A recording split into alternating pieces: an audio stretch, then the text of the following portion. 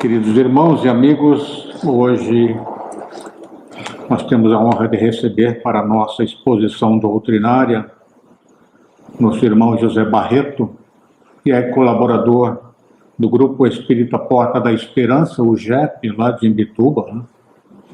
E nós estamos ansiosos para ouvir o irmão sobre o tema Parábola dos Dois Filhos. Convidamos-lo para que fique à vontade e que a espiritualidade esteja junto com você nos próximos minutos. Obrigado.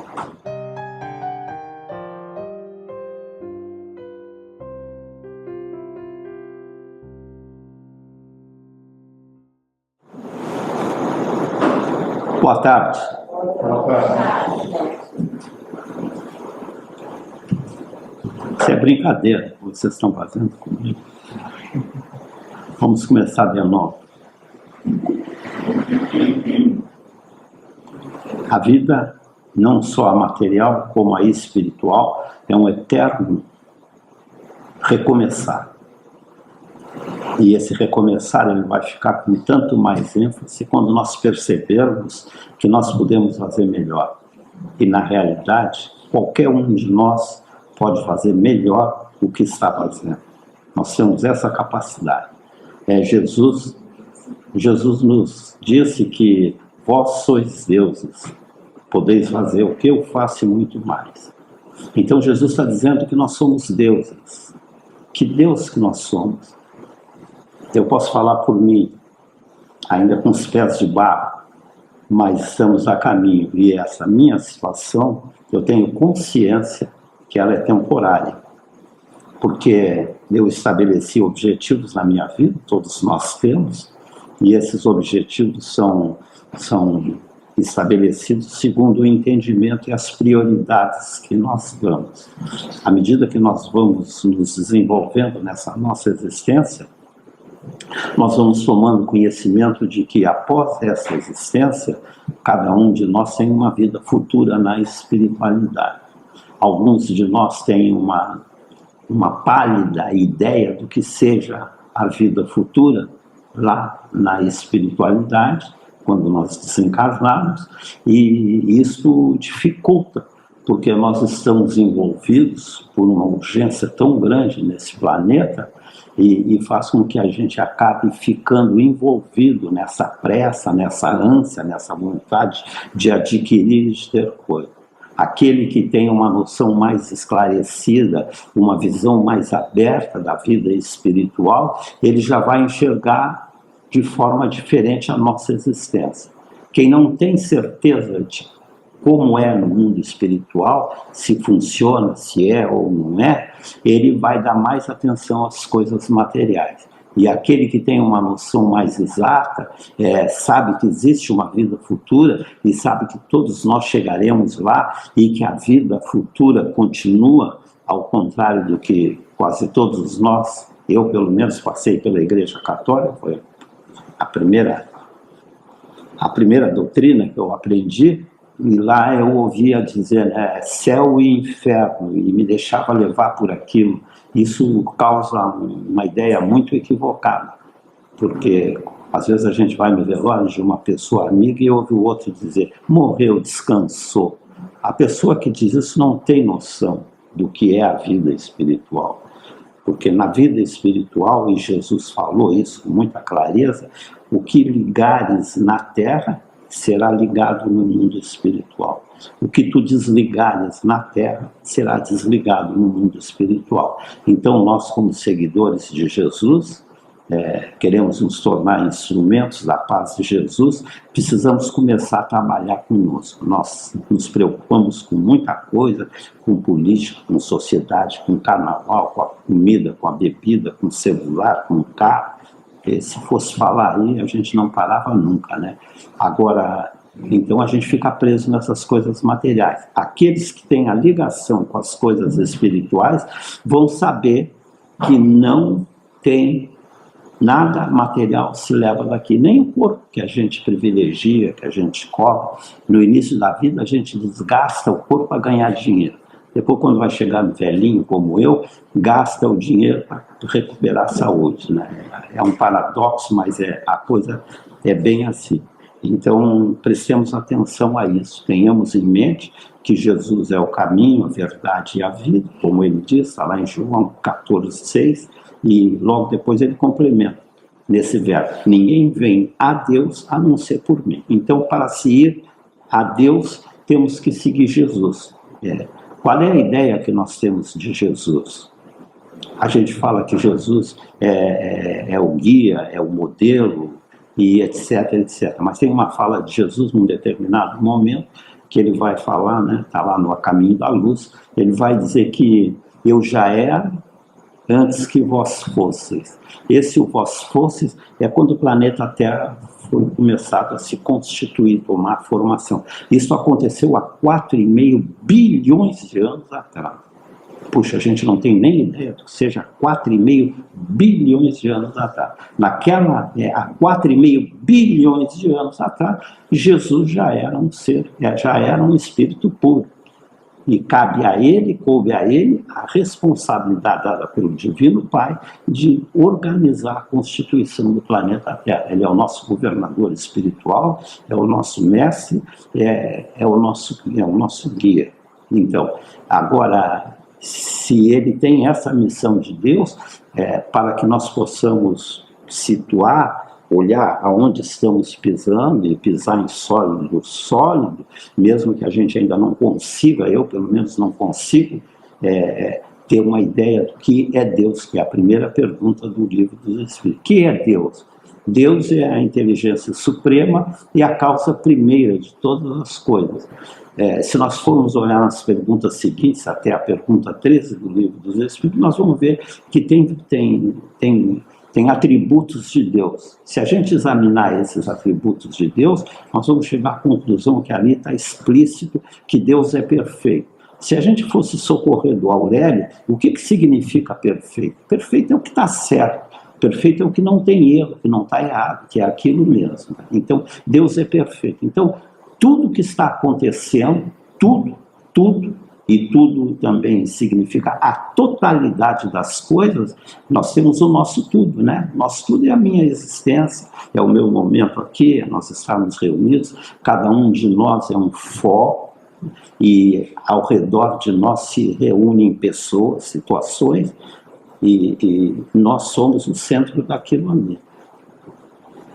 E muitas vezes a gente não tem Deus, a gente não acredita, a gente não sabe, a gente não pensa, e se ouve muitas vezes dizer: mas onde é que estava Deus que permitiu que acontecesse essa coisa?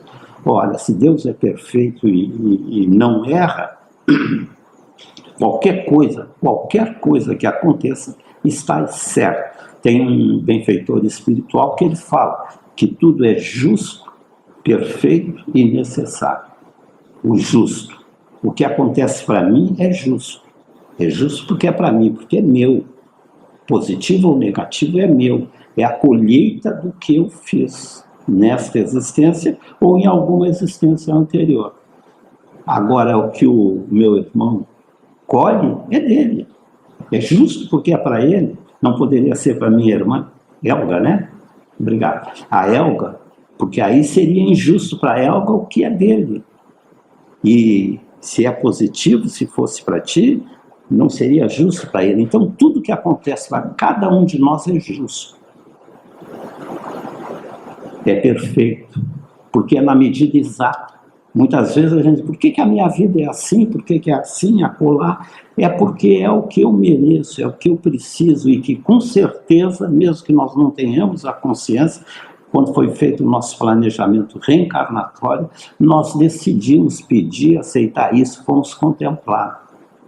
Então é merecido para cada um o que está acontecendo. Não é imerecido, não é para mim, por que acontece?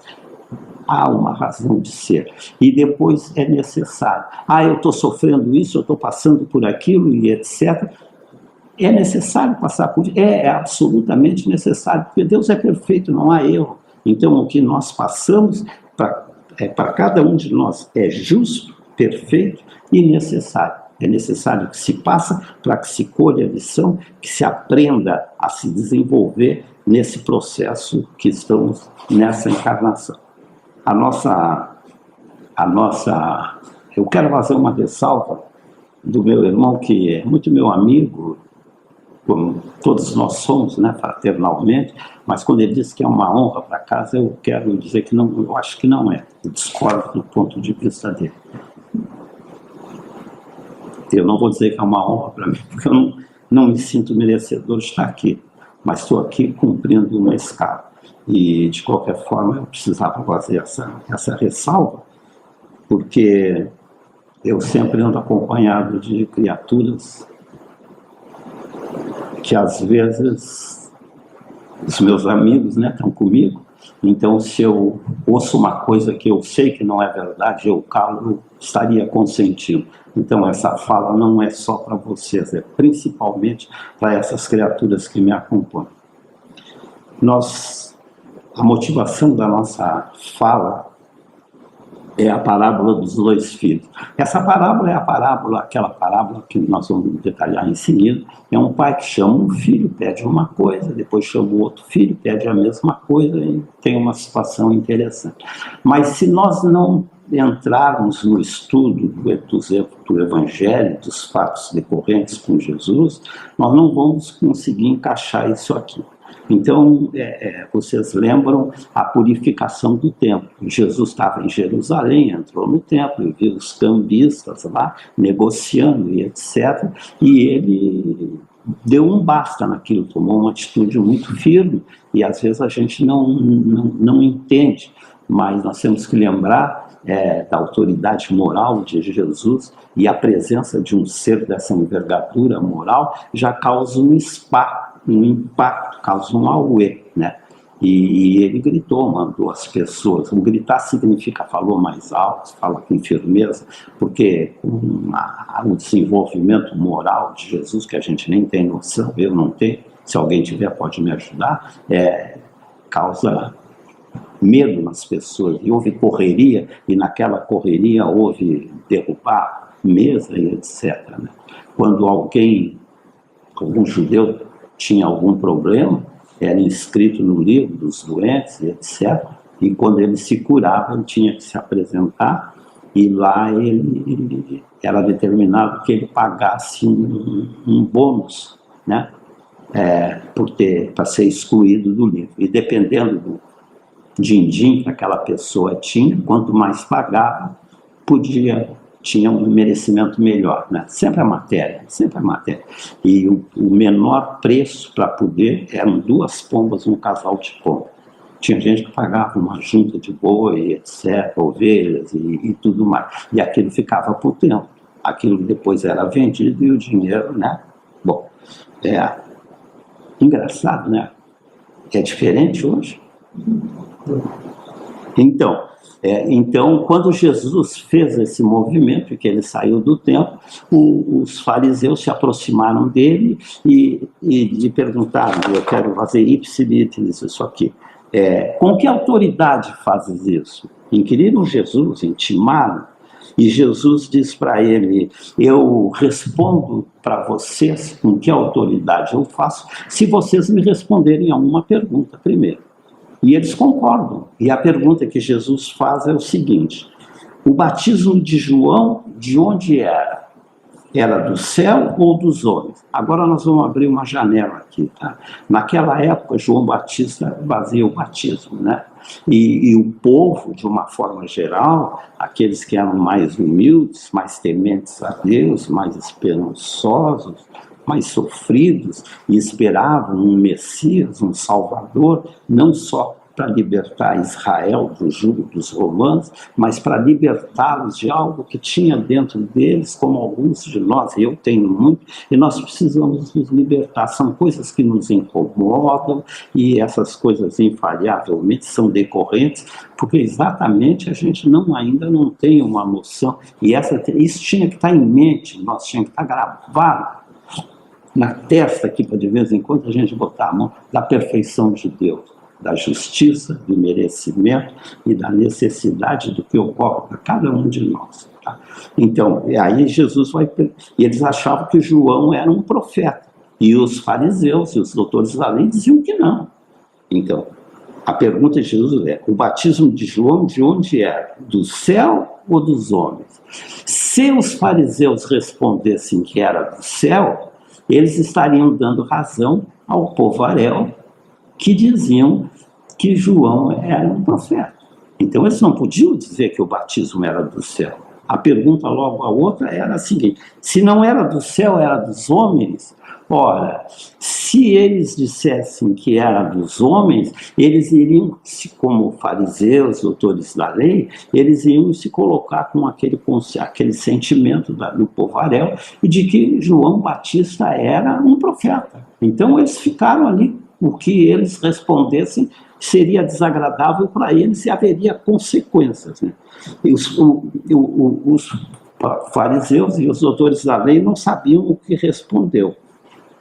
Eles então dizem para Jesus, num rasgo de honestidade: nós não sabemos. Aí entra a parábola agora, dentro desse contexto entra a parábola. Essa parábola dos dois filhos está em Mateus 21, verso 28 a 32. A primeira coisa que Jesus diz naquele momento, depois de ter passado esse fato todo lá do templo, essa conversa com os fariseus, e Jesus diz assim: e que vos parece? Aí ele vai contar a parábola. Um homem tinha 2 filhos. Chegando-se ao primeiro, disse: filho, ide hoje trabalhar na vinha. O homem tinha uma vinha que era dele e 2 filhos. Aquele filho diz: sim, senhor, porém não foi. Dirigindo-se ao segundo filho, disse-lhe a mesma coisa: ide trabalhar na minha vinha. Mas este segundo filho respondeu: não quero. Depois, arrependido, foi. É interessante, né? A gente age muito no automático. Essa parábola tem algo que, tudo que é parábola de Jesus que fala essas coisas, nós temos que entender que o povo judeu tem uma disciplina muito grande, naquela época era muito mais ainda. Então um filho não ia contrariar o pai, de jeito nenhum. Um filho contrariar um pai já era como um auê, né? Então, eles se modificaram. Um disse que não ia, depois se arrependeu e foi. O outro disse que ia, se arrependeu e não foi. Se nós formos fazer uma pesquisa lá no livro Céu e Inferno, na primeira parte, no capítulo 7, que tem o Código da Vida Penal, ali no Código da Vida Penal são 33 itens, eu não me lembro qual é o número, mas tem um deles que influencia no Código da Vida Penal. Nós temos o Código Penal, nós temos o Código de Trânsito, nós temos o Código Civil, nós temos uma série de códigos estabelecido pelos homens que nós temos que cumprir. E tem os códigos da lei dos homens, né? E às vezes a gente não consegue trabalhar bem com isso, administrar bem com isso aí. Tanto que muitas vezes o camarada, o indivíduo pega o carro, está na BR, vai a Porto Alegre, e ele olha, aqui não tem radar, aí, no pezinho, 140. Ninguém viu. Será que ninguém viu? Será que isso passa de graça? Jesus diz: quando fores depositar a tua oferenda no altar, para e vai te recuperar com o teu opositor, com o teu inimigo. Senão pagarás até o último centavo. No caso do carro que está viajando, quem é o inimigo? Sou eu. Eu sou meu inimigo. Eu sou meu opositor. Porque há uma lei dos homens e eu devo cumprir a lei dos homens. E eu não cumpro, então vai chegar uma hora que eu vou ter que responder aquilo. Ninguém sabe, mas eu sei. E no mundo espiritual, na psicosfera, fica gravado. Qualquer coisa que a gente sinta, que a gente pense, o pensamento é a palavra não falada, ou que a gente fala, fica gravado lá. Tanto que os benfeitores espirituais nos falam na forma pensamento. A gente pensa numa coisa, e aquilo é formado e fica ali até que a gente vá mudar. E lá naquele item, artigo 7º, da primeira parte do livro do Céu e Inferno, diz lá que para que se possa ir se desenvolver, tem 3 etapas que nós temos que considerar e encarar. Que a primeira é o arrependimento, depois vem a segunda, que é a expiação, e a terceira, que é a reparação. Então nós vamos passar por esse processo. Esse processo vai ser tão mais antecipado ou tão mais pleno quanto mais nós tivermos consciência disso. E nós não poderemos ter uma consciência mais exata, mais ampla, se nós não começarmos a trabalhar conosco na ideia da perfeição de Deus.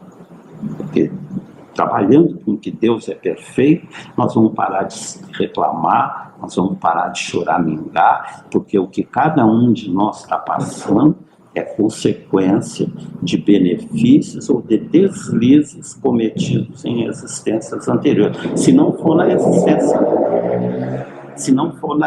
existência, na existência atual. Então, continuando, Jesus vai perguntar: qual dos dois fez a vontade do Pai?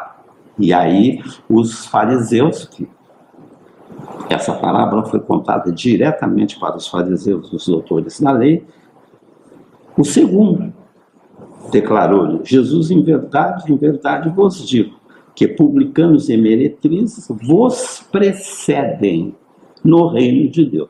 Aí ele está se dirigindo diretamente para os fariseus e para os publicanos.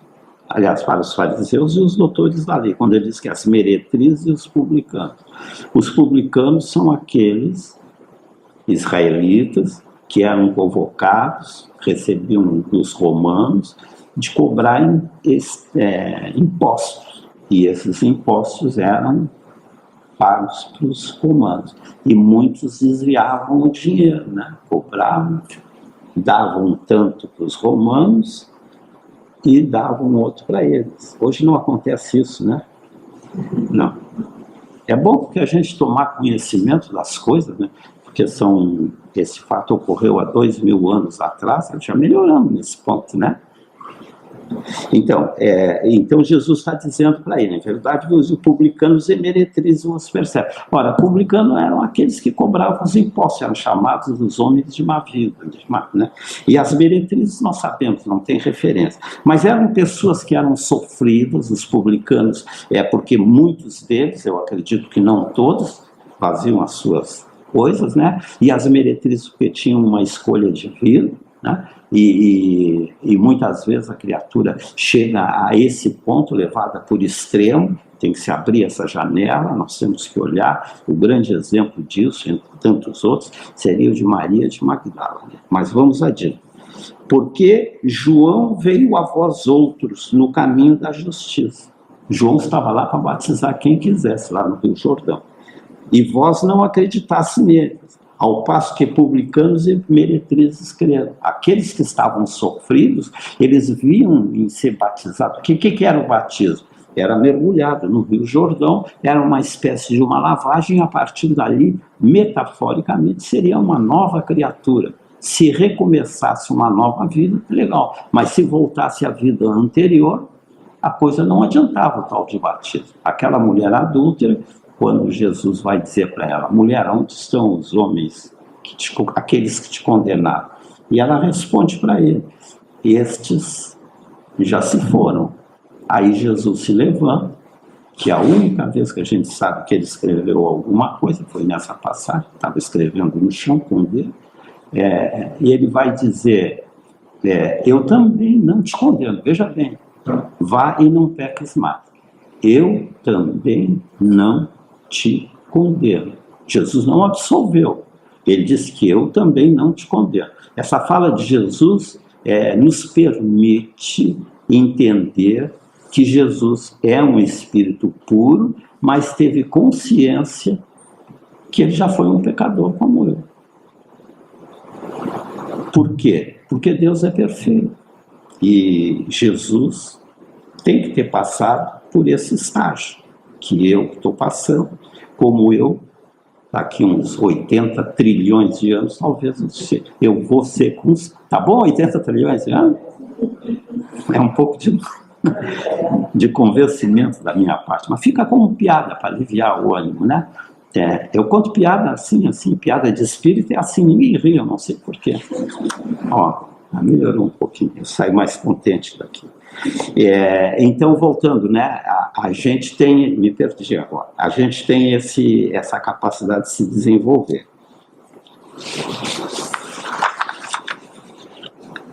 Com a situação dos filhos, nós vamos observar que cada um de nós tem um tempo, né? Cada um de nós tem um tempo. Vamos falar no tempo do entendimento, no tempo do despertar. Muitas vezes a gente percebe determinadas coisas, mas mesmo assim não aceita aquilo ali. O exemplo do motorista que ultrapassa a velocidade permitida na BR ou em qualquer outro lugar é um exemplo desse. Ele sabe que não deve porque é uma infração.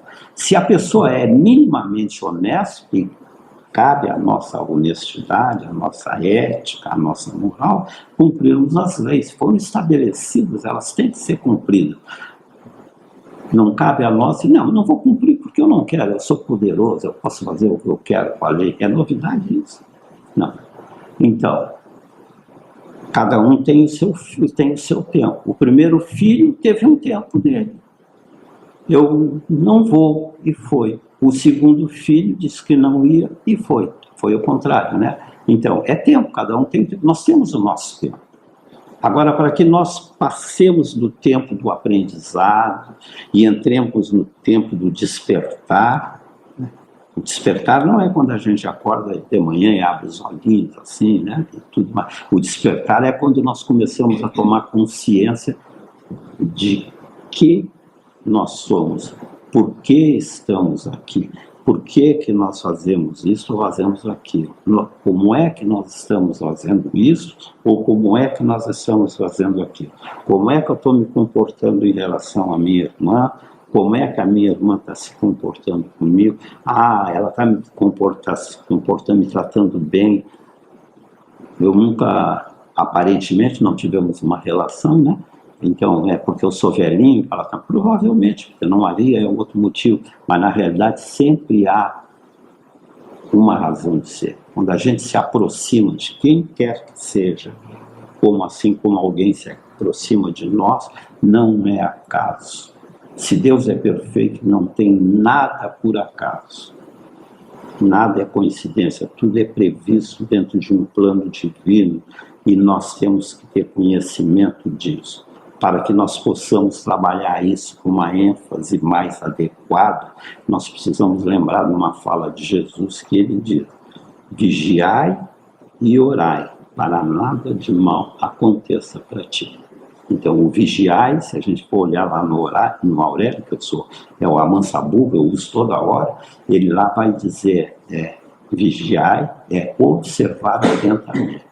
Então, às vezes a gente está na fila do banco, qualquer coisa, e tem duas pessoas falando ali, e de repente falam alguma coisa que tem uma ligação com algo que nos interessa, e a gente não liga. Nós temos que observar atentamente tudo que acontece, porque nada acontece por acaso. Tudo que acontece tem por finalidade nos estimularmos ao nosso despertar. E o despertar não é o acordar da manhã, é acordar. É ver, despertar para a realidade, vou continuar assim ou vou me modificar. Na realidade, sempre que nós precisamos ter em mente que nós quisermos alguma coisa, nós temos que fazer algo diferente para obter aquela coisa. Porque se nós continuarmos no mesmo marasmo, nós não vamos mudar. O tempo vai correr, vai passar e a coisa vai ficar estagnada e não há melhor. Então, todos nós temos o nosso tempo.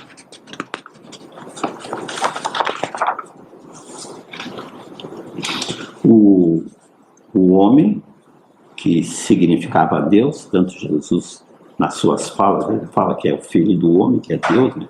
O homem significa Deus ali. Os filhos somos nós, né? O primeiro e o segundo. Agora, na vinha, o que é a vinha? A vinha é o local de trabalho. Nós temos, cada um de nós tem a nossa vinha, né? Eu tenho a minha profissão, e vocês vejam que há uma similitude, eu tenho uma similitude. Eu tenho uma família, né? E dentro dessa família, eu nasci numa outra família, então a minha primeira vinha de trabalho foi ser filho. Nessa situação, eu era um aprendiz. Meus pais me ensinaram, me orientaram. Se eu vigiei, mais ou menos, dependendo da atuação dos meus pais. Agora, por que eu tive pais que não me orientaram adequadamente, não ligaram, facilitaram muito as coisas para mim e me acostumaram de uma forma errada? Porque daquele planejamento reencarnatório que a gente faz, foi estabelecido que eu precisava ser filho daqueles pais, porque nada é por acaso, né? Como eles precisavam me ter como filho, que também não foi por acaso, mas nós não trabalhamos, os pais não trabalharam adequadamente e aquele filho não trabalhou adequadamente. O filho, quando nós vamos encarnar, nós somos fruto, matéria, do DNA do pai, do DNA da mãe, e cada um de nós traz, fruto das existências anteriores, o DNA espiritual. Então, a esse DNA físico do pai e da mãe se une o DNA espiritual, porque o corpo, eu sou um espírito que estou encarnado num homem, né? E vim com determinadas tarefas, cada um vem. Então, isso dos pais, que são as ligações, as necessidades. A partir daí, nós estamos trabalhando na vinha. A vinha é o nosso campo de trabalho. Ora, para se trabalhar na vinha, o que eu preciso ter na vinha? Eu preciso plantar. Agora, antes de plantar, eu tenho que capinar o terreno, tenho que preparar o terreno. Porque mesmo que eu plante uma semente de qualidade, se o terreno não está adequado ou não é próprio, vai ser difícil, não vou conseguir sucesso. Então, eu não vou ter muita coisa para trabalhar. Então, a vinha são os terrenos que nós vamos ter, que nós vamos recebendo. À medida que a gente vai evoluindo, a gente vai produzindo e vai adquirindo, e vai trocando, e vai tendo vários terrenos para trabalhar, né? Então, precisamos ter em mente isso aí, né? Agora, voltamos à parábola aqui, que eu quero fazer um comentário rápido da pergunta 132. Na pergunta 132, a pergunta diz o seguinte: qual o objetivo da encarnação dos espíritos? Essa pergunta, eu não sei como eu não decorei ainda. Quem é que deu a luz? Temos um espírito puro aqui, está dando a luz para nós. Obrigado. Eu das trevas estava necessitado. A vida é boa, por que não riem? Não é?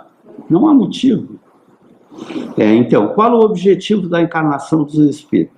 A primeira coisa que os benfeitores respondem para Kardec é a seguinte, literalmente: Deus lhes impõe a encarnação com o fim de chegá-los à perfeição. Depois, mais adiante, temos que sofrer todas as vicissitudes da existência corpórea. A palavra vicissitude significa as dificuldades decorrentes da nossa materialidade. Tem ainda outra finalidade, a encarnação: pôr o espírito em condições de cumprir sua parte na obra da criação. Como é que eu vou ter condições de cumprir a minha parte na obra? Veja bem, cada um de nós tem uma parte na obra da criação. Porque nós somos as criaturas de Deus. Cada um de nós é uma das criaturas de Deus. E Deus, ao nos dar o livre-arbítrio, até às 7 tempo, né? Eu não consigo. Eu sempre conto essa piada e ninguém ri. Então, cada um de nós tem a condição de cumprir a sua parte na obra da criação. Eu fui filho, fui irmão, fui marido, agora sou avô, bisavô, por aí afora. São partes. Eu escolhi uma carreira, eu convivi com um determinado grupo, eu trabalho num grupo espírita, vocês aqui trabalham no outro, né? Então, nós temos a nossa parte em qualquer lugar que nós estivermos. Eu cheguei num canto lá, eu não tenho o que fazer? Tenho, eu não estou por acaso aqui. Eu estou aqui com uma finalidade, mesmo que eu não precise. Então, não sei qual é, mas pelo menos eu vou aproveitar isso aqui. Então, é o nosso trabalho, a nossa parte na obrigação. Depois eu quero ir na pergunta 573.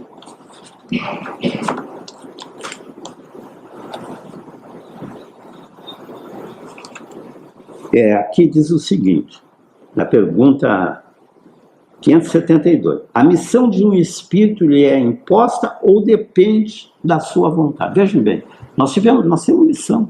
Há grandes missões dos missionários, não é? E há missões menores. Né? Agora, tudo tem a sua razão de ser. O presidente da República tem o seu gabinete para despachar. Ele vai para o trabalho dele, tem alguém que vai fazer a limpeza, botar um perfumezinho no ar, né? Botar uma florzinha lá bonita como essa, para alegrar o ambiente. O secretária, ela sei eu quem, vai lá, prepara a documentação, aí o presidente chega, né? E do alto da sua autoridade, ele está com tudo pronto e agradável. Então, são missões. Aquele que limpou tem a missão. A secretária tem a missão, o presidente tem a missão. E muitas vezes a gente não tem noção. A gente acha porque é presidente que aquele que faz a limpeza é secundário. Não é secundário. Se não fosse limpo, não haveria um estágio de emocionalidade e tudo para fazer. Então, né, em que consiste a missão dos espíritos encarnados? Em instruir os homens, em ajudá-los a progredir e melhorar suas instituições. Aquele cidadão ou cidadã que faz a limpeza do gabinete do presidente, a missão dele é aquela. Parece que é tão simples, né? Ele vai lá. Não, é importante. Porque se fosse simples, Deus não seria perfeito.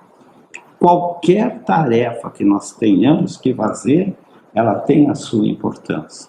E muitas vezes a gente se desenvolve mais varrendo e limpando do que fazendo outras coisas.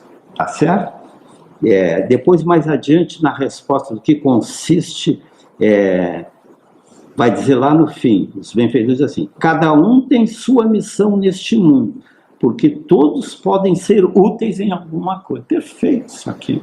Cada um tem a sua missão. Eu, às vezes, fico pensando, qual é a minha missão? É essa? Eu tenho várias missões, como qualquer um de nós tem. Às vezes, a gente não tem consciência, né? Nós podemos ser grandes missionários ou missionários simples, mas tudo tem a sua importância. Para concluir, eu saí um pouco do rumo, eu vou concluir com uma história que aconteceu. Tinha num lugar, que eu não me lembro onde é, essa é uma história verídica, me impressionou muito quando eu vi isso, algum tempo atrás, um grupo de pessoas saiu de um centro e foram organizar outro centro. Então, alugaram uma casa pequena lá, e etc., e começaram a trabalhar. E logo no início, chegou uma das trabalhadoras do grupo e disse assim, tem a dona fulana aí, disse o nome para quem era líder, né? E que depois acabou sendo presidente, ela quer participar. Aí aquela líder diz assim, mas o que ela faz? Aí a pessoa disse assim, não, ela não é nem espírita, mas ela soube, mora aqui perto, e ela veio se oferecer para limpar a casa. Aí a Alice disse assim, tá bem, nós precisamos de alguém, pode deixar. E aquela senhora começou a limpar aquele centro, né? Mas ela era uma criatura muito especial, apesar de ser humilde, ela lavava roupa para fora, e etc., né? Bem humilde. Ela, quando pegava a vassoura e ia varrer, ela olhava e pensava assim, essa vassoura não é para arranhar o chão, é para limpar. Então ela passava com carinho. Quando ela passava um pano, ela pensava coisas positivas. E ela se tornou uma usina de energia que ela abastecia toda a casa, aquela criatura. Ela não chegou por acaso ali, não é verdade? Ela já tinha aquilo dentro dela. Mas alguém espiritual, algum guia dela, algum mentor, encaminhou-a lá. E ela começou, e a casa se desenvolveu de uma forma espantosa, rapidamente cresceu, conseguiram prédio e tudo. E passados uns 5, 6 anos, uma senhora chega e diz assim, a dona fulana morreu. E a líder chega e diz, quem é a dona fulana? Aquela senhora que faz a limpeza. É mesmo? Ela só faz a limpeza, qualquer um pode fazer a limpeza. E botaram qualquer um. E ela era a fonte de energia da casa. Ora, qualquer um não fazia o que ela fazia. E a líder achava que, né? Então, a casa começou a se encolher. Eu espero que, eu só sei a história até aqui, mas eu imagino que depois ela tenha retomado a sua caminhada. Então, missão. Os filhos tinham a missão. O pai lhes propôs a missão. O pai não deu ordem, porque Deus não nos dá ordem. Deus nos cria e nos dá o livre-arbítrio. Isso significa que Deus nos torna co-criador. Eu sou co-criador de mim mesmo. Cada um de nós é co-criador de si mesmo. Cabe a cada um de nós fazermos as nossas reflexões e dentro delas buscarmos o nosso entendimento. E a partir desse entendimento, dentro da lógica e da racionalidade, façamos a nossa parte, porque cada um de nós tem a sua parte para cumprir. Estivemos na paz de Jesus, o divino e amado Mestre, e na paz dele retornaremos aos nossos lares. Eu agradeço a casa e agradeço a vocês pela paciência que estão tendo comigo. Boa tarde.